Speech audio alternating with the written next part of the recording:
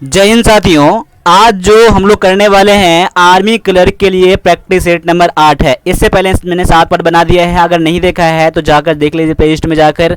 और आज पूरा क्लास को पूरा देखना है आपको, तभी आप जान पाओगे आपका लेवल क्या है। हर क्वेश्चन जो मैंने आपको यूनिक रखा है, इसमें हर क्वेश्चन यूनिक रखा है।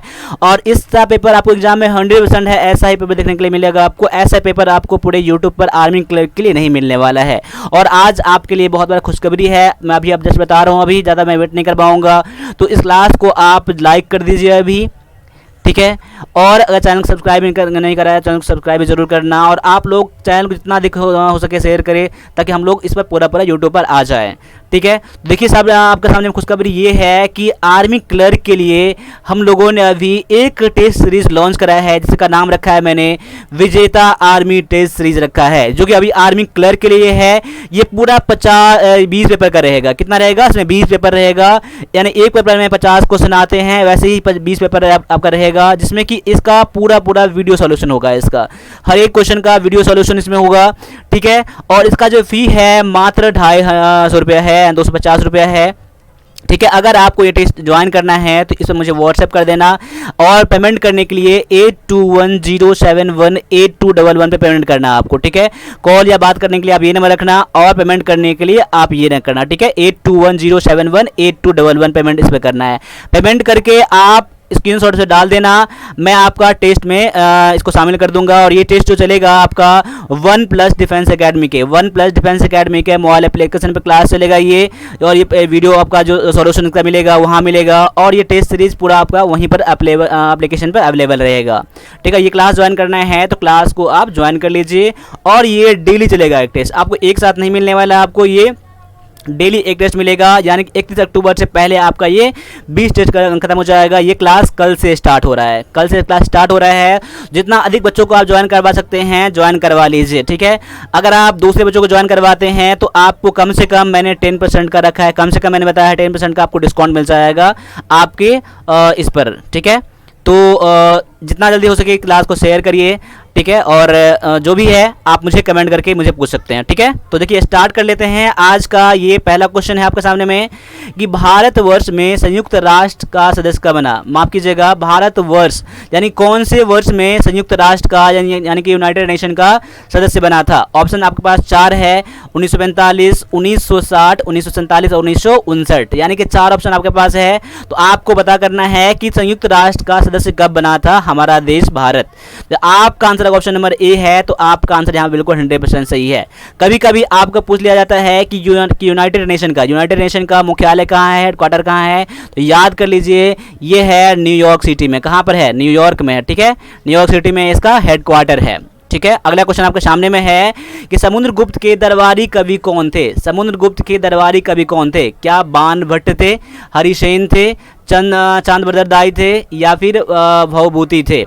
तो आपके पास, अगर आपका आंसर इसका ऑप्शन नंबर बी है यानी हरिसेन थे, तो आपका यहाँ पर आंसर बिल्कुल यहाँ पर 100% करेक्ट है, ठीक है। समुद्रगुप्त के दरबारी कवि कौन थे? तो हरिसेन थे। ऑप्शन नंबर बी जो है इसका करेक्ट आंसर है।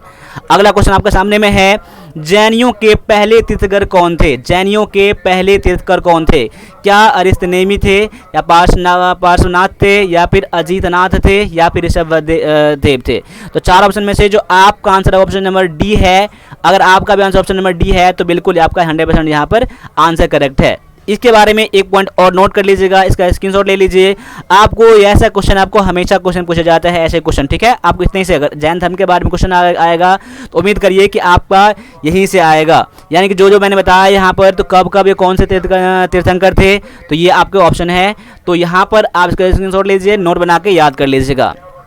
अगला क्वेश्चन आपके सामने में है कि डिस्कवरी ऑफ इंडिया किसने लिखी थी? ये क्वेश्चन पूछा गया है आपके आर्मी क्लर्क में। डिस्कवरी ऑफ इंडिया किसने लिखी थी? क्या महात्मा गांधी ने, सरदार वल्लभ भाई पटेल, महात्मा गांधी, या फिर जवाहरलाल नेहरू ने? अगर आपका आंसर ऑप्शन नंबर डी है तो आपका आंसर यहाँ पर बिल्कुल करेक्ट है।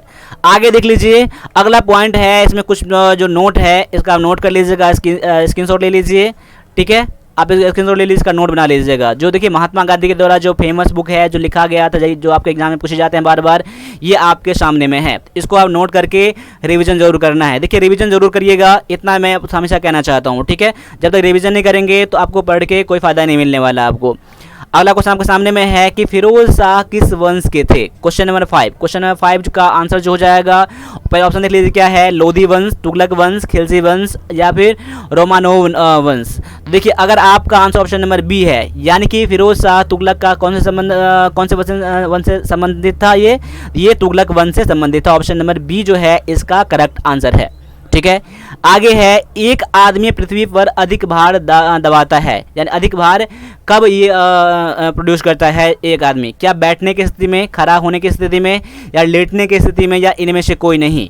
आपका अगर आंसर ऑप्शन नंबर बी है, यानी कि खड़ा होने की स्थिति अगर है, तो आपका आंसर यहाँ पे बिल्कुल 100% करेक्ट है आपका आंसर। ठीक है, अगला क्वेश्चन आपके सामने में है कि दाब बढ़ने पर किसी भी पदार्थ का क्वथनांक क्या होता है। अगर दाब बढ़ जाता है तो कोई पदार्थ का क्वथनांक में क्या होता है, क्या वो बढ़ जाता है, घट जाता है या वही रहता है या शून्य हो जाता है। अगर दाब बढ़ने पर क्या होता है, पदार्थ क्वथनांक बढ़ जाता है। ऑप्शन नंबर ए जो है यहाँ पर आपका आंसर बिल्कुल करेक्ट है। ठीक है, आगे बढ़िए, ये आपका आंसर सही है इसमें है। अगला क्वेश्चन है, किस नियम को जड़त्व का नियम भी कहा जाता है। कौन से नियम को जड़त्व का नियम भी कहा जाता है, क्या ये न्यूटन का पहला नियम है या फिर न्यूटन, यहाँ पे देखिए मिस्टेक मैंने कर दिया है टाइप करने में, न्यूटन का दूसरा नियम या न्यूटन का तीसरा नियम या ये सभी। तो याद कर लीजिए, जड़त्व का नियम जो कहा जाता है आपका ऑप्शन नंबर ए है, यानी कि न्यूटन का पहला गति, माफ कीजिएगा, न्यूटन का पहला नियम जो है, न्यूटन्स लॉ, फर्स्ट लॉ जो है, इसको जड़त्व का नियम भी कहा जाता है। ऑप्शन नंबर ए जो है आपका यहाँ पर आंसर बिल्कुल करेक्ट है। आगे है, लोहे में जंग लगने का कारण क्या होता है। लोहे में जंग लगने का कारण क्या होता है, माफ कीजिए, लोहे में जब जंग लगता है तो क्या उसका वेट में क्या होता है, माफ कीजिएगा यहाँ पर कुछ टाइप मिस्टेक हो गया यहाँ पर। लोहे में जंग लगने से क्या होता है उसका वेट में, क्या घटता है उसका वेट, वजन, या फिर बढ़ता है या वही रहता है या फिर अनिश्चित रहता है। तो यहाँ पर याद कर लीजिए, जब लोहे में जंग लगता है तो उसका वजन में क्या होता है, बढ़ जाता है उसका वजन। ऑप्शन नंबर यहाँ पर बी जो है आपका आंसर यहाँ पर बिल्कुल करेक्ट है। आगे देख लीजिए, अगला क्वेश्चन है कि फास्फोरस मुख्य रूप से निकलता है। फास्फोरस कहाँ से निकलता है, क्या बालू से निकलता है, राख से निकलता है या अस्थि राख से या फिर फर्टिलाइजर से। अगर आपका आंसर ऑप्शन नंबर यहाँ पर सी दे रहे हो तो आपका आंसर 100% करेक्ट है। अगर नहीं पता है अभी इसका स्क्रीनशॉट लेते रहो आप, ठीक है, बाद में इसका नोट बना के याद कर लेना। ठीक है, आपके पास यहाँ पर 5 क्वेश्चन जीके का क्वेश्चन था, 5 क्वेश्चन जीएस का क्वेश्चन था, तो 5 10 क्वेश्चन खत्म हो गए हैं। अब अगला जो पार्ट आने वाला है 10 क्वेश्चन मैथ का आएगा, उसके बाद 5 कंप्यूटर का आएगा, उसके बाद 25 क्वेश्चन किसका आएंगे, इंग्लिश का आएगा। तो इस क्लास को आप लास्ट तक जरूर देखना है आपको, ठीक है। और हम लोगों के लिए आप इतना जरूर करना कि लाइक और शेयर जरूर करना, और सब्सक्राइब नहीं कराया तो चैनल को सब्सक्राइब भी कर लेना। और 1+ डिफेंस एकेडमी का मोबाइल एप्लीकेशन भी डाउनलोड करना, जो कि प्ले स्टोर में है। आप ये लिख के सर्च करेंगे तो मिल जाएगा, इसका लिंक भी मैंने डाल रखा है। साथ साथ आप आर्मी क्लर्क के लिए ई बुक भी ले सकते हैं, ठीक है। कोई प्रॉब्लम अगर हो रहा है तो आप मुझे इस नंबर पर मुझे कॉल भी आप कर सकते हैं। आगे है, ए और बी एक व्यवसाय में 3:2 के अनुपात में निवेश करते हैं। यदि कुल लाभ का 5% दान में जाता है और ए का हिस्सा 855 रुपया है तो कुल लाभ कितना है। याद कर लीजिए, क्वेश्चन को समझ लीजिए। अब एक ए और बी जो है व्यवसाय को चालू करता है और इस अनुपात में क्या करता है, पूंजी निवेश करता है, और कुल लाभ, जितना लाभ होता है उसमें से 5% दान दिया जाता है। जितना बचता है उसमें से ए का हिस्सा कितना है, 855 है, तो कुल लाभ कितना है। अब यहाँ पर मान लीजिए, ठीक है, देखिए किस हिसाब में डालता है ये। देखिए पहले मान लीजिए कि कुल लाभ कितना है, 100 है, मैंने मान लिया क्या, देखिए कुल लाभ कितना मैंने 100 रुपये माना, ये मैंने माना है, क्या माना है, माना है। अब देखिए इतना बचे, अगर 5% दान में चला जाता है तो कितना बचेगा, दान के बाद कितना रुपया बचेगा, कितना लाभ बचेगा, तो 95 बचेगा ना, 5% चला गया, यानी कि 100 का 5% का 5 रुपये कम हो गया, यानी 95 बचा। अब 95 में से अब कितना है, ए का हिस्सा कितना है, जिस अनुपात में निवेश करेगा उसी अनुपात में लाभ भी बांटेगा। ए में कितना है, 3 है ना, तो गुना में 3 बटा में 3 2 5, यानी कुल हिस्सा कितना है यहाँ पर 3 2 5 है। 5 में से 3 भाग किसका है, ए का है, तो मैं 3 बटा में 5 कर दिया, तो कितना हो जाएगा 19 5 95, 19 से 57, यानी कि 100 रुपया में से दान देने के बाद ए का हिस्सा कितना है, 57 है। यानी देखिए अब मान लीजिए जब 57 उसका लाभ है, माफ़ कीजिएगा यहाँ पर कुछ 57, हाँ देखिए जब उसका कितना है 57 रुपये ए का हिस्सा है, तो कुल लाभ कितना था, 100 था। और यहाँ पर जब 855 रुपया है, कितना है 855 रुपया है ए का हिस्सा, तो फिर ये कुल लाभ कितना हो जाएगा, गौर कर लीजिएगा। यहाँ पर लाभ किसका है, ए का है 57, तो कुल लाभ कितना था 100 रुपया था। अब जब 855 है तो ये कितना हो जाएगा, तो क्वेश्चन मार्क बराबर क्या कितना हो जाएगा, हम क्रॉस मल्टीप्लिकेशन कर देते हैं, यहाँ पे इन दोनों गुना कर देते हैं, ठीक है। 100 गुना में 855 बटा में 57। अब देखो 19 5 काट दो, यहाँ पर 19 काट दो, 19 से 57, 19 चौक 76, 19 पंचे 95, ठीक है। 95 15 दे 45, यानी 15 गुना करोगे 100 से तो 1500 हो जाएगा। कितना हो जाएगा, 1500 हो जाएगा, जो कि ऑप्शन नंबर ये सी में दिया गया है। उम्मीद करता हूँ कि आपको ये क्वेश्चन समझ में आया होगा। देखिए अब मैंने इसको 100 मान के बना दिया है, आप भी इसको बना लीजिएगा, अगर नहीं समझे हैं तो दोबारा जरूर देख लीजिएगा इसको, ठीक है। अगला क्वेश्चन आपके सामने में है, आज सोमवार है, 61 दिन बाद कौन सा दिन होगा। आप देख लीजिए, हर दिन जो होता है, जैसे आज सोमवार है, इसमें 7 दिन जोड़ दीजिएगा तो 7 दिन के बाद कौन सा दिन आता है, सोमवार ही आता है। फिर सोमवार में 7 दिन जोड़ दीजिएगा तो सेम वही दिन आ जाता है, यानी कि 7 ऐड करने पर क्या आता है, तो वही दिन आ जाता है। यानी कि आज अगर सोमवार है तो देखिए यहाँ पर 61 है ना, तो मैं इसको मान लेता हूँ कि 63 दिन बाद क्या आ जाएगा, 63 दिन के बाद क्या आ जाएगा, सोमवार ही रहेगा। क्या रहेगा, सोमवार ही रहेगा। मैंने 7 से कटने के लिए मैंने क्या निकाल लिया यहाँ पर, तो 63 निकाल लिया ना। अब तो निकालना है 61 दिन के बाद। अब देखिए 63 दिन के बाद कितना आ गया, तो सोमवार आ गया, यानी कि 62 दिन के बाद क्या आ जाएगा, मैंने एक कम कर दिया इसमें, तो एक कम किस में आ जाएगा, ये रविवार हो जाएगा। और फिर 61 दिन में कर दूंगा तो यानी कि शनिवार हो जाएगा। गौर कर लीजिए यहाँ पर क्या हो जाएगा, शनिवार हो जाएगा। आपका आंसर ऑप्शन नंबर डी। तो इसमें मेन पॉइंट आपका क्या था, इसमें आपको याद करके रखना है आपको कि 7 दिन के बाद वही दिन आ जाता है। यानी अगर 15 तारीख को मंगलवार है तो फिर 7 दिन के बाद कौन सा आएगा, मंगलवार रहेगा, यानी कि 22 तारीख को मंगलवार आ जाएगा। आज अगर 22 तारीख को अगर बुधवार है तो 22 7 29 दिन तारीख के बाद क्या आ जाएगा, बुधवार ही रहेगा। जो दिन ये रहेगा वही दिन वो आपका ये हो जाएगा, ठीक है। अगला क्वेश्चन आपके सामने में है, दो संख्याएं एक तीसरी संख्या से क्रमशः 20% और 50% अधिक है तो दोनों संख्याओं का अनुपात कितना है। देखिए माना कि तीसरी संख्या मैंने मान लिया कितना, 100 मान लिया मैंने। अब पहली संख्या देखिए, पहली संख्या और दूसरी संख्या, यानी पहली संख्या कितना अधिक है, तो पहली संख्या देखिए, पहली संख्या कितना अधिक है, 100 से 20% अधिक है, तो गुना में 120 बटा में 100 कर लो, ये दोनों कट जाएगा, यानी कि 120 हो जाएगा। उसी तरह से दूसरी संख्या क्या हो जाएगा, आपका 100 का कितना अधिक है, 50% अधिक है ना, तो 150 बटा में 100 कर लो, ये दोनों कट जाएगा, यानी कि 100 हो जाएगा, 150 हो जाएगा। यानी कि जब दोनों का अनुपात निकालोगे तो अनुपात वाला कितना हो जाएगा, अनुपात वाला कितना हो जाएगा, 120 अनुपात में 150, 0 0 कट जाएगा। अब 3 से काट लो, 3 का 12, 3 पंजे 15, 4 अनुपात में 5 क्या हो जाएगा, आपका आंसर ऑप्शन नंबर ये सी में दिया गया है, ठीक है। मैं उम्मीद करता हूँ कि ये भी क्वेश्चन आपको समझ में आया होगा, ठीक है। बढ़ते हैं अगले क्वेश्चन की तरफ। अगला क्वेश्चन आपके सामने में है, राकेश द्वारा एक मेज पर 5% और 15% की 2 क्रमागत छूट दी जाती है। यदि मेज का अंकित मूल्य कितना है, 2000 रुपये है, तो छूट का मूल्य कितना है, छूट की राशि कितना है। देखिए जब 2 क्रमागत छूट दिया रहे तो 2 छूट को अब एक छूट में निकालने के लिए क्या करेंगे आप, पहले क्या करना, पहली छूट प्लस में दूसरा छूट प्लस में कितना कर लो, अब प्लस में माइनस करना है, कितना माइनस करना, 5 गुना में 15 बटा में 100 कर देना।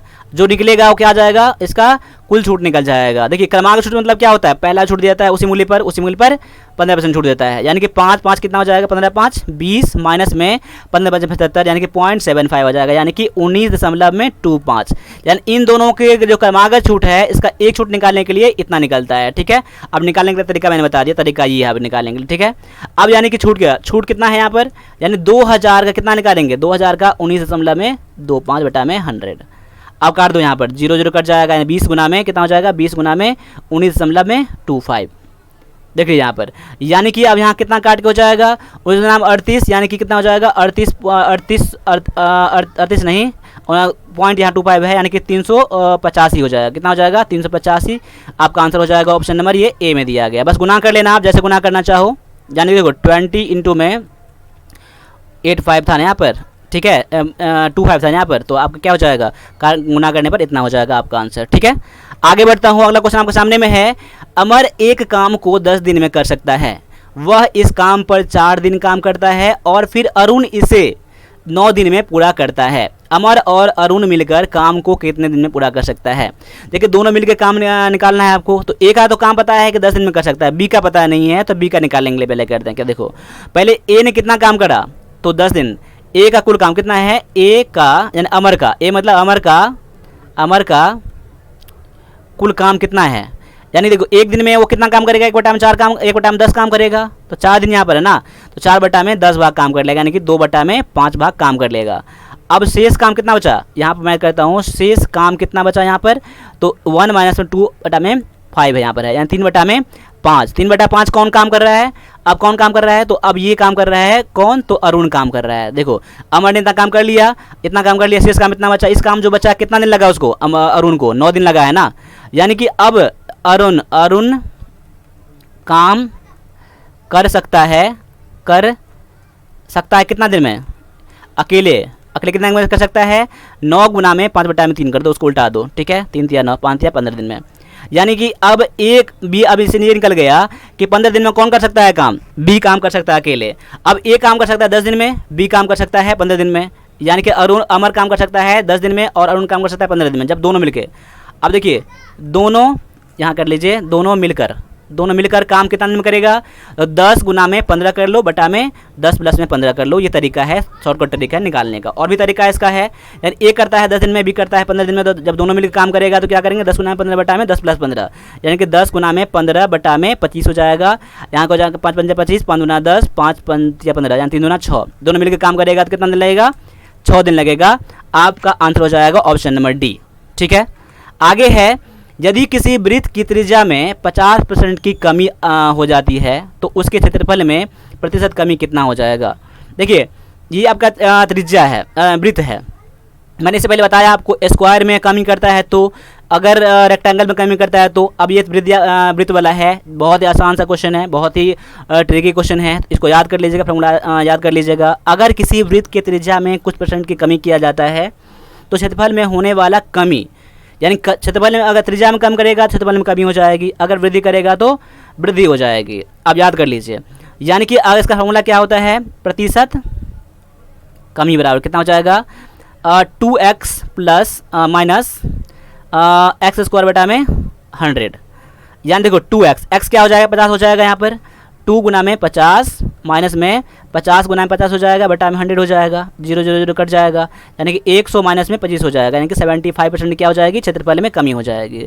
यहाँ पर अगर क्षेत्रफल में वृद्धि करता तो यहाँ बस हम क्या करते हैं, यहाँ पर प्लस कर देते हैं। यहाँ कमी किया गया इसलिए माइनस करेंगे, अगर वृद्धि करेगा तो प्लस करेंगे, बाद बाकी फॉर्मूला आपका यही रहेगा। एक्स वैल्यू क्या हो जाएगा, जो परसेंटेज आपको दिया रहे, ठीक है। आगे बढ़ता हूँ, अगला क्वेश्चन आपके सामने में है। एक वृत्ताकार बगीचे का त्रिज्या 42 मीटर है, इसके चारों ओर 8 चक्कर लगाकर तय की दूरी कितना है, मीटर में कितना है। अब देखिए, अब एक चक्कर लगाएगा तो कितना दूरी तय करेगा। अब देखिए एक चक्कर में दूरी कितना तय करता है, तो देखिए 2πr फॉर्मूला होता है, ठीक है, 2πr, यानी कि वृत्त की परिधि का फॉर्मूला क्या होता है, यानी कि इस चारों लंबाई कितना होता है वृत्त परिधि की, तो 2 गुना में 22/7 गुना में r कितना है, 42 है ना, तो 7 छक 42, 6 दूना 12, 12 दूना 24, 12 दूना 24, 2 26, 264, 264 के एक चक्कर में लगाएगा। अब 8 चक्कर ना, 8 चक्कर में कितना लगाएगा, यहाँ मैं करता हूँ 8 चक्कर में 264 गुना में 8, 8 चौका 32, 8 छक 48, 3 51, 8 दूना 16, 5 21, यानी कि 2112 क्या हो जाएगा आपका आंसर। अब देखिए एक तरीका इसका और है कि 8 चक्कर में कितना लगाएगा। अब देखिए 8 से देखिए आप 8 से बस एक ही नंबर कटता होगा और नंबर कोई नहीं कट रहा है, आपको ऐसे ही बिना बनाए आप पता कर सकते थे। देखिए लेकिन आपको ये तरीका नहीं निकालना है, कभी कभी आपको ऑप्शन अलग अलग मिल जाते हैं आपको, इसलिए आपको यही तरीका अपनाना पड़ेगा, ठीक है। एक चक्कर में लगाने के लिए 2πr निकालेंगे और 8 चक्कर निकालने के लिए ऐसा मैंने कर दिया, ठीक है। अब आगे आ जाइए, अगला क्वेश्चन आपके सामने इसको सॉल्व करना है। 1/9 बटा में 1/9 प्लस में 9। अब ऐसे क्वेश्चन बनाने के पहले क्या करो, 1/9 है, अब 1/9 प्लस में 9 है, इसको बटा में क्या कर दो, 1 कर दो यहाँ पर, ठीक है, यानी कि 9 बटा में 1 हो जाएगा। अब देखो दोनों का एलसीएम कितना हो जाएगा, पहले यहाँ सॉल्व करो इसको, 9 एलसीएम हो जाएगा, यानी कि 1 प्लस में 81 हो जाएगा, ऊपर में 1/9 रहेगा ही, यानी कि 1/9 बटा में 82 बटा में कितना हो जाएगा, 9 हो जाएगा, यानी कि 1/9 रखने दो, अब गुना में कर दो, इसको उल्टा दो, क्या कर दो आप 9 बटा में 82 कर दो, ऊपर लाओगे तो अब 9 कट जाएगा, 1/82 क्या हो जाएगा, आपका आंसर ऑप्शन नंबर ये ए में दिया गया है, ठीक है। ऐसे क्वेश्चन को आप नीचे से बनाना, ठीक है। आगे देखो, एक 450 रुपये की राशि के लिए 4.5% की वार्षिक साधारण ब्याज की दर से 81 रुपये ब्याज प्राप्त करने के लिए कितने समय की आवश्यकता होगी। तो क्वेश्चन आपका है सिंपल इंटरेस्ट यानी कि साधारण ब्याज से क्वेश्चन है। अब देखिए एक फार्मूला क्या होता है एसआई बराबर में, क्या होता है एसआई बराबर में, सिंपल इंटरेस्ट बराबर में क्या होता है साधारण ब्याज बराबर में PRT बटा में 100, यानी कि मूलधन गुना रेट गुना में समय। अब इससे आप क्या P का फार्मूला निकाल सकते हो, यानी प्रिंसिपल फार्मूला निकाल सकते हो बटा में 1 करके, R का फार्मूला निकाल सकते हो, T का निकाल सकते हो। मैंने T का यहाँ निकाल रहा हूँ क्योंकि आपको टाइम पता करना है। T बराबर में कितना हो जाएगा SI इंटू में 100 बटा में P इंटू में R। अगर आपको टाइम निकालना, यहाँ पर रेट निकालना होता तो रेट आपका टाइम यहाँ आ जाता, P निकालना होता तो T आप यहाँ आ जाता। अब SI मुझे कितना दिया है 81 मुझे दिया गया है, 81 गुना में 100 बटा में मूलधन कितना दिया है मुझे 450 दिया गया है, और रेट कितना दिया है 4.5। अब दशमलव यहाँ उड़ाओगे तो ऊपर में 0 आ जाएगा। अब देखो 9 पंचे 45, 9 नमा 81, 9 पंचे 45 यानी 50। अब काट दो यहाँ पर 50 दो नाम में कितना हो जाएगा 100, 20 हो जाएगा, 5 का 20 यानी कि 4 साल क्या हो जाएगा आपका आंसर हो जाएगा, काट के हो जाएगा।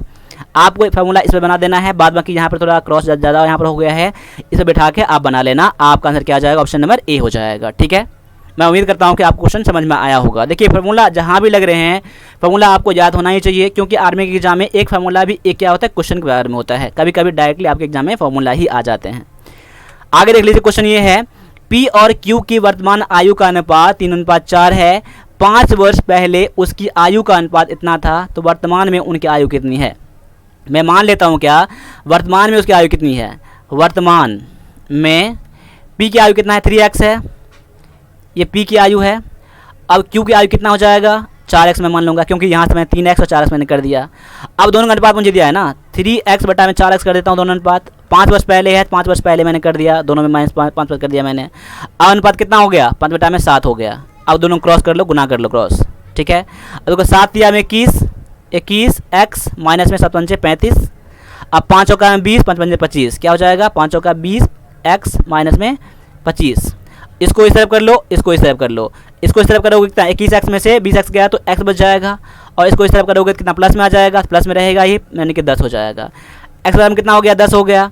आप पूछ रहा है वर्तमान आयु ना, वर्तमान आयु मैंने क्या माना था मैंने 3x था, यानी कि 30 हो जाएगा। ये 10 दिया 30, x वैल्यू में पुट कर दिया मैंने, और 4x यहाँ Q बराबर में था तो 4x यानी कि 4 गुना में 10 यानी कि 40। एक का आयु हो जाएगा 30, एक का हो जाएगा 40, जो कि ऑप्शन नंबर ए में दिया गया है ये। ठीक है, तो इस तरह से मैंने अभी 10 क्वेश्चन आपको मैथ का भी करवाया होगा। आप एग्जाम में हूल ऐसे ही लेवल के आते हैं, इसी तरह के लेवल में आते हैं। ठीक है, इसलिए जो मैंने टेस्ट सीरीज अभी आप लागू किया है, अपनाया है, स्टार्ट किया है कल से, वो आप ज्वाइन कर लेना। ठीक है, आपके लिए बहुत ज़्यादा हेल्पफुल रहेगा ये। आप एग्जाम देके आओगे तो बताओगे सर हाँ आपका टेस्ट मुझे बहुत ज़्यादा हेल्प करा था। ठीक है, आगे देखिए क्वेश्चन क्या है, निम्न में से कौन सा एक छोटे एकल साइट नेटवर्क को संदर्भित करता है। कंप्यूटर का क्वेश्चन है ये। ठीक है, कंप्यूटर का ई बुक अवेलेबल है, आप डिस्क्रिप्शन में इसका लिंक दिया गया है, वहाँ से परचेज कर लेना है। फिर इस नंबर पे आप मुझे कॉल करके पेमेंट करने के लिए 8210718211 है, पेमेंट आपको इस पर करना है, आप ले सकते हैं। ठीक है, क्लास ज्वाइन अब करने के लिए अभी 500 का फी है। अभी क्लास ज्वाइन करोगे तो जो पहले क्लास हो गया है वो सारे क्लास आपको मिल जाएंगे आपको। ठीक है, बाद में कि आपको डेली लाइव क्लास मिलता रहेगा संडे छोड़कर।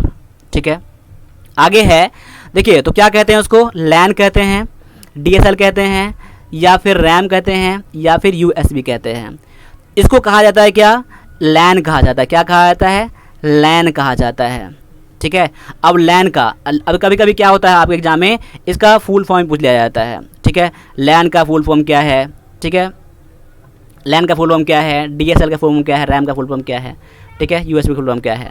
मैं बता रहा हूँ यहाँ पर आपको, लैन का जो फुल फॉर्म है ये है लोकल एरिया नेटवर्क। क्या है, लोकल एरिया नेटवर्क है। ठीक है, नेटवर्क। और DSL का फुल फॉर्म जो है डायरेक्ट सब्सक्राइबर लाइन है। ठीक है, और रैम का जानते हैं आप लोग, रैंडम एक्सेस मेमोरी है। क्या है, रैंडम एक्सेस मेमोरी है। ठीक है, USB का क्या है, यूनिवर्सल। क्या है, यूनिवर्सल सीरियल बस। क्या है, सीरियल बस। ये बहुत ज़्यादा इंपॉर्टेंट आपके लिए क्वेश्चन है ये। ठीक है, चलो आगे बढ़ता हूँ। अगला क्वेश्चन आपके सामने में है कि MS वर्ड किस फाइल से जुड़ा शुरू होता है। MS वर्ड जो होता है कौन से फाइल शुरू होता है, क्या word.exe से, या MS word.exe से, या word 2003.exe से, या WinWord से। तो ऑप्शन नंबर डी क्या हो जाएगा आपका, यहाँ पर करेक्ट आंसर हो जाएगा WinWord हो जाएगा। ठीक है, आगे है विंडोज़ 95, विंडोज़ 98, विंडोज़ NT को किस नाम से जाना जाता है। क्या ये प्रोसेसर है, डोमेन नेम है, मोडेम है, या फिर ऑपरेटिंग सिस्टम है। अगर आपका आंसर यहाँ पर, अगर आपका आंसर ऑप्शन नंबर यहाँ पर डी है यानी ऑपरेटिंग सिस्टम है, तो आपका आंसर बिल्कुल यहाँ पर 100% करेक्ट है। आगे बढ़ता हूँ, मैक ओएस किसके द्वारा पेश किया गया था? मैक ओएस जो है ऑपरेटिंग सिस्टम जो है किसके द्वारा पेश किया गया था? क्या IBM के द्वारा, माइक्रोसॉफ्ट के द्वारा, या एप्पल के द्वारा, या फिर माइक्रोमैक्स के द्वारा? अगर आपका आंसर ऑप्शन नंबर यहाँ पर सी है यानी कि एप्पल है, तो आपका 100% करेक्ट है। यानी एप्पल का क्या है? मैक ओएस है। ठीक है, आगे बढ़ता हूँ। अगला क्वेश्चन आपके सामने में है कि BIOS का फुल फॉर्म क्या है? BIOS का फुल फॉर्म क्या है? तो देखिए, बाइनरी इंटरचेंज ऑपरेटिंग सिस्टम है, या बेसिक इनपुट आउटपुट सिस्टम है, या beginners input output input operation symbol है, या बेसिक इंटरफेस ओरिएंटेड सर्विस है? क्या है आपका आंसर? अगर आपका आंसर यहाँ पर ऑप्शन नंबर बी है यानी कि बेसिक इनपुट आउटपुट सिस्टम है यानी कि BIOS का फुल फॉर्म है, तो आपका आंसर यहाँ पर 100% करेक्ट है। ठीक है, तो 25 क्वेश्चन अभी कंप्लीट हो गए हैं आपके इंग्लिश छोड़कर।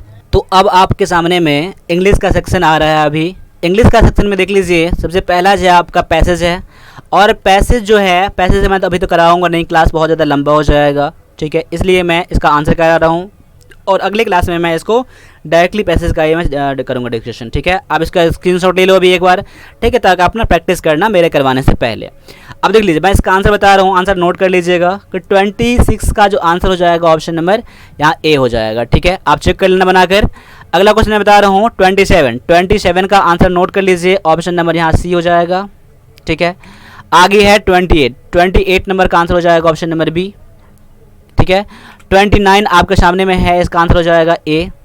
ठीक है, आगे है 30 है, 30 का जो क्वेश्चन आपके सामने में आंसर है सी, तो ऑप्शन नंबर सी इसका आंसर है। ठीक है, अब देख लीजिए क्वेश्चन आपका जो अगला आएगा, पैसेज से ही क्वेश्चन आएगा, तो इस पैसेज का भी आंसर देख लीजिए, आंसर क्या हो जाएगा। पहला क्वेश्चन का आंसर जो हो जाएगा ये हो जाएगा ए।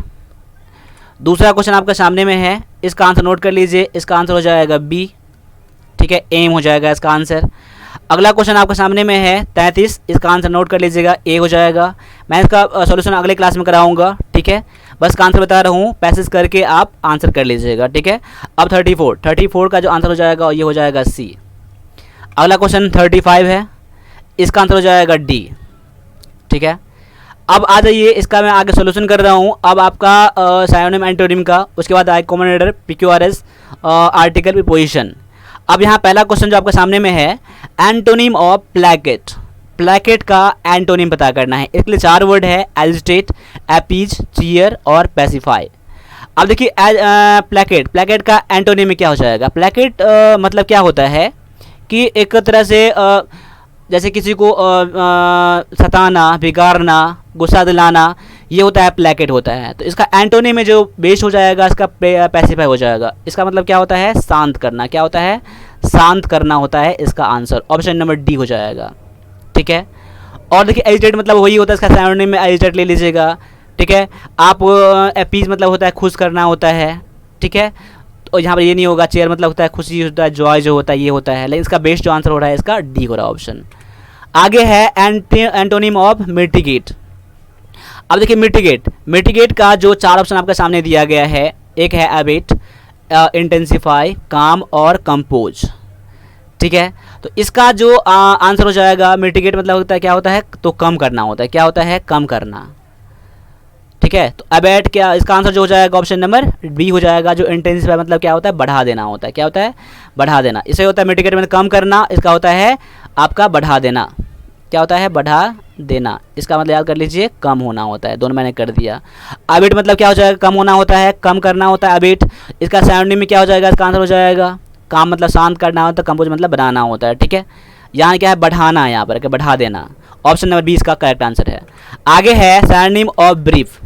ब्रीफ का साइनोनिम क्या होगा? क्या स्मॉल होगा, शॉर्ट होगा, और लिटिल होगा, या लिमिटेड होगा? तो यहाँ पर साइनोनिम हो जाएगा आपका आंसर ऑप्शन नंबर बी हो जाएगा, शॉर्ट हो जाएगा। शॉर्ट हो जाएगा आपका आंसर जो करेक्ट है, बेस्ट का है। आप स्मॉल मत कर दीजिएगा, लिटिल मत, और लिमिटेड मत करिएगा। पैसेज ब्रीफ में समझाया जाता है, शॉर्ट में, ना कि स्मॉल में। ठीक है, ऑप्शन नंबर बी इसका करेक्ट आंसर है। आगे है क्वेश्चन आपका एरर से क्वेश्चन है, आपको कॉमन एरर आपको इसे पता करना है, एरर कहाँ पर है। He was reading very hard for 6 months, still he failed. यहाँ पर पता करना है कौन से पार्ट में एरर है। अब यहाँ पर क्या हो जाएगा एरर, पार्ट नंबर ए में एरर हो जाएगा। अब ए एरर में एरर क्या है, यहाँ जो है वाज रीडिंग ये गलत है। अब देखिए पास्ट क्या है कि वह रीडिंग 6 मंथ से कर रहा है ना, पास्ट टेंस की बात यहाँ पर है, तो वाज रीडिंग तो नहीं आएगा। क्या आ जाएगा यहाँ पर, हैड बीन आ जाएगा। क्या आ जाएगा, हैड बीन रीडिंग। क्या हो जाएगा, he had been reading very hard for 6 month. वो 6 मंथ से लगातार पढ़ाई करा है उसने, लेकिन तभी क्या हो गया, वो फेल हो गया। ऑप्शन नंबर इसका ए में आपका आंसर हो जाएगा, क्योंकि ए पार्ट में गलत है। ठीक है, आगे है despite of his repeated request the teacher beat him for his mistake. Question फिर से पढ़ लीजिए एक बार, अगर एरर नाम ले तो आपको वीडियो पॉज करके आप देख सकते हैं। यहाँ पर despite of his repeated request the teacher beat him for his mistake. तो यहाँ एरर है पार्ट नंबर ए में। अब एरर में एरर क्या है, आपको यहाँ पर से ऑफ को रिमूव करना है, क्योंकि देखिए डिस्पाइट के साथ क्या होता है, ऑफ का यूज़ नहीं होता है। देखो इन स्पाइट ऑफ होता है, क्या होता है, इन स्पाइट ऑफ होता है, लेकिन डिस्पाइट ऑफ नहीं होता है। ठीक है, याद कर लीजिए, ऑप्शन नंबर ए हो जाएगा आपका आंसर। आपका एरर किस लिए था। अगला क्वेश्चन आपके सामने में है the dress is where neatly hanged on the cloth line. कपड़े की रस्सी जो होती है उस पर टांग दिया गया है। आपको यहाँ पर एरर क्या हो जाएगा, माफ कीजिएगा, यहाँ जो एरर हो जाएगा ऑप्शन नंबर यहाँ पर हो जाएगा ऑप्शन सी हो जाएगा, हैंग्ड। हैंग गलत है, यहाँ पर है, यहाँ क्या हो जाएगा, हंग हो जाएगा। क्या हो जाएगा, हंग्ड हो जाएगा। क्यों, देखो हैंग हंग्ड हंग्ड होता है, ठीक है, हैंग्ड नहीं होता है। देखो हैंग्ड भी यूज होता है, ये गलत नहीं है। जब किसी को फांसी की सजा देना होता है तो क्या होता है, वहाँ पर हम लोग हैंड का यूज़ करते हैं। ठीक है, हैंग्ड का यूज़ करते हैं। लेकिन जब आपको कपड़े टांगने या कुछ टांगने के सेंस में यूज़ किया जाता है तो वहाँ पर क्या करते हो, यूज़ हंग का यूज़ करते हो। क्या यूज़ करते हो, हंग का यूज़ करते हो। याद कर लेना, आपको एरर कई बार एग्जाम में पूछ लिए गए हैं ये। ठीक है, आगे है क्वेश्चन आपका कॉमन क्वेश्चन ये भी है, as soon as I reach to my house I will spend you the driver. माफ कीजिएगा, I will send you the driver. No error. कौन से पार्ट में एरर देख लीजिए यहाँ पर, as soon as I reach to my house I will send you the driver. आपको एरर कहाँ मिल जाएगा, देखिए नॉर्मली एरर कहाँ पर है, वैसे नहीं मिलेगा आपको। एरर है पार्ट नंबर बी में। अब पार्ट नंबर बी में एरर क्या है, क्योंकि रीच एक ऐसा वर्ड है, रीच एक ऐसा वर्ब है जो क्या है, यहाँ पर डायरेक्ट ऑब्जेक्ट लेता है। ठीक है, ट्रांजिटिव वर्ब। यहाँ पर डायरेक्ट ऑब्जेक्ट आएगा, यहाँ पर टू नहीं आएगा। क्या आएगा, यहाँ पर क्या करना है, रिमूव करना है टू को, रिमूव टू करना है। ठीक है, यहाँ पर रीच माई हाउस हो जाएगा ओनली। ऑप्शन नंबर बी हो जाएगा आपका यहाँ आंसर। और यहाँ गौर कर लीजिएगा, सेंटेंस देखिए दोनों क्या है, फ्यूचर में है, तो एज सुन एज लग गया है, कंडीशन लगा है, तो कंडीशन में प्रेजेंट इंडिफिनिट का यूज़ करते हैं, इसलिए आपका सेंटेंस ठीक है। बाद में एरर है आपका, रिमूव रीच के बाद आपको डायरेक्ट ऑब्जेक्ट लेगा। ठीक है, चलो अगला क्वेश्चन आपके सामने में है कि he went the sea alone. ये क्वेश्चन है आपका प्रीपोजिशन से, तो इसका आंसर क्या हो जाएगा एक बार देख लीजिए। देखिए सी वेंट क्या हो जाएगा, इन द सी ऑन हो जाएगा, या टू द, या फिर इन टू द, या ऑन। तो यहाँ क्या दोगे आप, टू दोगे। He went to the sea alone, वह क्या समुद्र के पास, समुद्र में क्या गई, अकेले गई।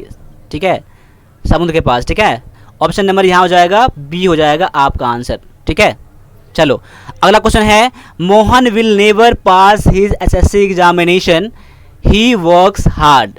Mohan will never pass his SSC examination unless, क्या हो जाएगा यहाँ पर, अनलेस हो जाएगा आपका answer, unless he work hard. मतलब कि अगर वो पास तब तक नहीं करेगा जब तक कि वह क्या करेगा, वर्क हार्ड नहीं करेगा। यानी देखो यहाँ पर नेगेटिव बनाना, सेंटेंस बनाना था, ही वर्क्स हार्ड, तो यहाँ पॉजिटिव में आ जाता है, इसलिए अनलेस कर देंगे क्या, नेगेटिव में आ जाएगा, तभी तो आपका तभी पास नहीं करेगा ना, इसलिए आपका आंसर क्या हो जाएगा, ऑप्शन नंबर बी हो जाएगा आंसर। ठीक है, अगला क्वेश्चन आपका है, इट इज़ एब्सर्ड स्टोरी। ये क्वेश्चन आपका आर्टिकल से है। ठीक है, इट इज़ एब्सर्ड स्टोरी, यहाँ पर कौन सा आएगा, यहाँ पर क्या एन, ए, नो आर्टिकल या द, तो यहाँ यूज़ करोगे आप एन का यूज़ करोगे। क्या हो जाएगा, एन एब्सर्ड स्टोरी, ABSURD है, तो यहाँ पर साउंड किसका आ रहा है, वोवेल का साउंड आ रहा है, वोवेल लेटर भी है, इसलिए आपका आंसर ऑप्शन नंबर ए हो जाएगा। आगे है, orange are grown in Nagpur. क्या हो जाएगा, ए आएगा नहीं क्योंकि ऑरेंज है, आपका एन आएगा नहीं। ठीक है, और यहाँ पर क्या है, द आप नहीं दोगे क्योंकि पार्टिकुलर की बात हो जाएगी, यहाँ पर द का यूज़ नहीं करोगे, आप ऑप्शन नंबर डी यूज़ करोगे, नो आर्टिकल आएगा। यहाँ पर क्या आएगा, नो आर्टिकल आएगा, ऑप्शन नंबर डी हो जाएगा आपका करेक्ट आंसर। आगे है, meat you cook taste good. देखिए मीट यहाँ पर क्या है, एक प्रॉपर यहाँ पर है, इसलिए यहाँ पर देखियो कोई मटेरियल नाउन से पहले कोई भी आर्टिकल का यूज़ नहीं करते हम लोग, एन का यूज़ नहीं करते हैं इंडिपेंडेंट आर्टिकल का। दो का मैंने इसीलिए यूज़ करूँगा यहाँ पर, आपका आंसर जो दो होने वाला है, क्योंकि यहाँ पर कोई खास मिनट के प्रॉपर मिनट के बारे में बात किया जा रहा है जो उसने बनाया था, ठीक है। इसलिए आपका आंसर क्या हो जाएगा, ऑप्शन नंबर सी आपका करेक्ट आंसर यहाँ पर बेस्ट आंसर है। अगला क्वेश्चन आपका PQRS से क्वेश्चन है, तो PQRS क्वेश्चन देख लीजिए। देखिए PQRS बनाने के लिए क्या करना पड़ता है, इसमें आपको थोड़ा सा ध्यान देने की जरूरत इसमें होती है, प्रैक्टिस की जरूरत होती है। आपको हर सेक्शन ग्रामेटिकल हो, प्रैक्टिस हो, रीड करके हो, मीनिंग करके हो, हर तरीके से अपनाना पड़ता है, और इसमें भी आपको हेल्प करने वाला ऑप्शन, ठीक है। अब देखिए क्या है यहाँ पर है, अगर find correct sequences of word, यानी कि the nostril and out through the mouth. आपको सेंटेंस एक बार पूरा पढ़ लेना जो भी पार्ट दिया गया है, उसके बाद आपका मीनिंग निकाल के थोड़ा सा करेंगे हम लोग, और जहाँ पर मुझे लगेगा पहला सेंटेंस आपका हो सकता है ये, वहीं से आपका स्टार्ट ऑप्शन से लेना स्टार्ट कर देंगे। आज पहला कोई में पी में क्या है, द नॉस्ट्रिल, नॉस्ट्रिल नाक से होता है ना, नाक, ठीक है। Nostril and out the mouth, ये कि पहला सेंटेंस आपका होगा नहीं यहाँ पर, क्योंकि द नॉस्ट्रिल एंड ऑट क्या कुछ इसके बारे में कुछ तो होगा जो क्या जाता है आँख में, नाक में, फिर मुंह से बाहर आता है। अच्छा यहाँ पर पहला कुछ हो गया है तभी तो यहाँ पर है ना, इसलिए आपको पहला आपका स्टार्ट होगा नहीं। Centred instead on breathing in deeply through, अब किस चीज़ के बारे में बात करें इसके बदले में, ठीक है, ब्रीथिंग, ये भी आपका यहाँ पर क्या है, सेंटेंस आपका यहाँ से स्टार्ट नहीं होगा। अवे फ्रॉम दीज, देखिए दीज आ गया ना यहाँ पर, और अवे अवे किस चीज़ से, तो यहाँ भी सेंटेंस आपका स्टार्ट नहीं होगा। The focus must then be taken, देखो ये सेंटेंस आपका यहाँ से स्टार्ट हो सकता है कि फोकस तब लिया जाना चाहिए, फोकस तब, यानी कि एस से स्टार्ट होने वाला आपका ऑप्शन ए से है। देखिए आपका ये सेंटेंस यहाँ से स्टार्ट नहीं, यहाँ से नहीं, आप एस से, तो एस से आपका ए स्टार्ट हो रहा है। लग रहा है आप कॉन्फिडेंस आपका पूरा है, सेंटेंस आपका यहाँ से स्टार्ट हो रहा है। एक बार मैं स्टार्ट यहाँ से कर लेता हूँ, उसके बाद जो भी इसमें ऑप्शन दिए गए हैं मैं सबको मैच करवा कर देख लेता हूँ। क्या है, the focus must be taken, उसके बाद आर है टेकन अवे, आपने पढ़ा है क्या, टेकन अवे होता है, टेक अवे होता है ना, तो आप यहाँ से भी मैच कर सकते थे यहाँ पर, एस के बाद आर मैच कर गया मेरा। Taken away from these thoughts and के बाद क्यू लेना है, एंड सेंटर्ड क्या है, centred instead on breathing in deeply through the देखिए through the nostril through the mouth, देखिए इसके बाद यहाँ आ रहा है मैच कर रहे हैं यहाँ पर ना, थ्रू द नॉस्ट्रिल एंड और थ्रू, यानी through nostril and through mouth match कर रहे हैं यहाँ पर ना। आपका आंसर क्या है, ऑप्शन नंबर ए यहाँ पर 100% करेक्ट हो जाएगा। देखो ये करने के लिए तरीका एक ही नहीं, आपको हर तरीके से ग्रामर के रूल से, फ्रेज या फिर जो भी इसका ऑप्शन हो, जैसे हो आपको हर तरीके से निकालना पड़ेगा आपको, ठीक है। ये है आपका PQRS का। अगला क्वेश्चन में आते हैं। अगला क्वेश्चन क्या दिया गया देख लीजिए यहाँ पर कि the look of the joy on her face, आगे है turn to horror as blood as the placed the ring on her finger begin to drip from the ring. देखिए बिगेन टू ड्रिप सेंटेंस आपका यहाँ से नहीं होगा, मैं पहले यहाँ ऊपर देख लेता हूँ। The look of the look on, माफ कीजिएगा, the look of Joy on her face, sentence आपका यहाँ से स्टार्ट हो सकता है, लेकिन आगे देखते हैं। टर्न टू हॉरर किस में बदल गया, तो हॉरर में बदल गया ना, हॉरर एज ब्लड, तो सेंटेंस आपका क्यू से नहीं होगा, ठीक है। अब देखिए as he place the ring on her finger, देखिए सेंटेंस आपका आर से स्टार्ट हो जाएगा, आर या फिर पी से, क्यू से स्टार्ट नहीं होगा और एस से स्टार्ट नहीं होगा। अगर मैं देखता हूँ जब वो हर रिंग पहनता है उंगली में तब उसका क्या होता है, look of Joy her face, तब उसके तभी तो उसके फेस पर अच्छा है बुरा आएगा ना, इसलिए सेंटेंस आपका कहाँ से होगा, आर से स्टार्ट हो जाएगा। अब आर के स्टार्ट हो गया तो आर के बाद मुझे पी में भी है, पी में भी है, तो आर के बाद तो पी तो कन्फर्म हो जाएगा। As he placed the ring on her finger, जैसे अपने रिंग पहनी फिंगर में, the look of the joy on her face, बिल्कुल सही यहाँ पर है। क्या हुआ, उसके फेस पर जो लुक था, जॉय का लुक था, टर्न टू हॉरर, हॉरर में बदल गया। जैसे blood begin to drip from the ring, जैसे उसमें से रिंग में से ब्लड निकल रहा है, यानी कि क्यू पी के बाद क्यू मिल रहा है ना, फेस किस में बदल गया, तो हॉरर में बदल गया ना, पी के बाद क्यू दिया गया, ऑप्शन सी में दिया गया है, तो सी आपका यहाँ पर आंसर हो जाएगा। आगे है आपका क्वेश्चन है कि find correct sequences of sentences, या फिर वही है आपका PQRS से। क्या है, them to rely on nothing, देख सेंटेंस आपका यहाँ से भी नहीं होगा। टू डिलीवर देयर आंसर, ये भी नहीं होगा, सेंटेंस आपका यहाँ से स्टार्ट नहीं होगा। This allow student to work free, आप सेंटेंस आपका यहाँ से स्टार्ट हो जाएगा। फ्रॉम डिस्ट्रैक्शन एंड नोट, ये सेंटेंस आपका यहाँ से स्टार्ट नहीं होगा। एक सेंटेंस आपको मेन क्या पकड़ना पड़ता है कि एक बार आप पहले सेंटेंस को पकड़ने की कोशिश करो, पहला सेंटेंस नहीं पकड़ता है तो कहीं से भी मैच कर सकते हो आप, ठीक है, तब और तरीका ढूंढ लेना कि पहला सेंटेंस अगर मैच कर गया तो मेरा मोस्ट प्रोबेबली होता है कि आंसर वहाँ से निकाल सकते हैं। देखिए आर से स्टार्ट आपका हो जाएगा, तो आर से स्टार्ट होने वाला बस एक ही दिया गया है, आर के बाद एस लेना पड़ेगा। क्या आर के बाद एस मैच करेगा मेरा? This allow student to work free from, देखिए फ्री फ्रॉम तो आपने पढ़ा होगा ना, फ्री फ्रॉम डिस्ट्रैक्शन। ये स्टूडेंट को क्या करता है, ये छूट देता है, ये आदेश देता है, ये आदेश देता है कि work from free from distraction and forces. उसके बाद क्या पी लेना पड़ेगा, फोर्सेस देम, देम किसके लिए आया? स्टूडेंट के लिए आया ना। Them to rely on nothing more than the text to deliver their answer. बिल्कुल मैच कर गया ना, ऑप्शन नंबर बी। इस तरह से आप भी आप कर सकते हो। तो अभी जो मैंने विजेता आर्मी टेस्ट सीरीज लॉन्च करा है, कल से जो लॉन्च हो रहा है, उस क्लास को आप ज्वाइन कर लीजिएगा। ये एप्लीकेशन में चलता है। इसके लिए आप वन प्लस डिफेंस अकेडमी का मोबाइल एप्लीकेशन डाउनलोड कर लेना, वहाँ पर क्लास परचेज कर लेना। वहाँ पर हो सकता है कि 250 से थोड़ा सा फी बढ़ सकता है, यानी कि 260 भी हो सकता है। लेकिन डायरेक्टली पेमेंट करोगे आप तो एक मैं यहाँ से कूपन कोड सेंड करूँगा, कूपन कोड डाल के वहाँ पर से आपका क्लास एक्टिवेट हो जाएगा। ठीक है, तो डेली आपका एक टेस्ट चलेगा, यानी कि 30 दिन, यानी 31 अक्टूबर से पहले 20 टेस्ट आपका खत्म हो जाएगा, जो कि बहुत ज़्यादा इंपॉर्टेंट टेस्ट रहेगा आपके लिए। ठीक है, तो 50 क्वेश्चन मैं फुल एक्सप्लेन करूंगा एक टेस्ट में, पर डे आपका क्लास होगा। ठीक है, तो क्लास ज्वाइन करने के लिए आप मैंने बता ही दिया है, पेमेंट करने के लिए 8210718211 पे आपको गूगल पे, फ़ोन पे, आप पेटीएम कुछ भी कर सकते हो। साथ साथ आप कोई बात करने के लिए आप क्लास से रिलेटेड तो आप मुझे इस पर मुझे कॉल या व्हाट्सएप कर सकते हो। तो आज के लिए बस इतना ही रहने दीजिए, मिलते हैं अगले क्लास में। तब तक के लिए सभी से एक बार जय हिंद।